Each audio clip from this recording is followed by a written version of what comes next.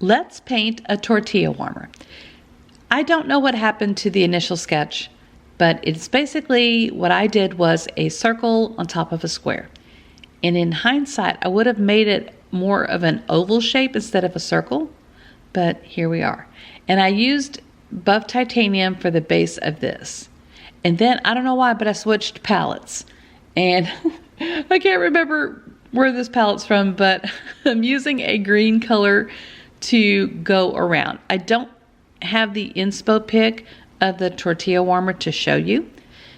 Otherwise I would. But if you're familiar with tortilla warmers, you're going to know what it's kind of going to look like at the end. And I'm just doing an initial ring around, and then there are like 4 or 5 little flower things on top, and so I'm painting in that as well. So the basket itself is made of like a reed material, and I had Googled what they're made of, and it says natural woven fibers like palm leaves, seagrass, rattan, or pine needles. So I'm not sure which one I'm painting, but you know what, it's made from a plant fiber. So, and I am painting in now a blue line, and I'm going around the top here, and I'm still, at this point, I still haven't really noticed that the perspective is off. It just feels like, it just doesn't, the top doesn't feel right. And one thing that I would suggest, like when I'm making these lines right here, each side needs to curve upward to give the impression that it's round. So, and I don't know why I just painted straight across like it was a flat painting, but I do try to correct it a little bit later. But you know, I mean, I'm just saying, if you recreate this, keep in mind the perspective and make sure that you curve up each of the sides when you're painting. Like that pink line is just like straight across, not even straight.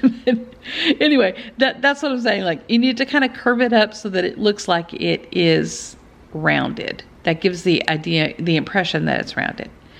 And then I'm taking colored pencil, and this is where you add in your dimension and the texture. And I'm just drawing some lines and then making some marks to give the impression that it's that fiber that they've woven together.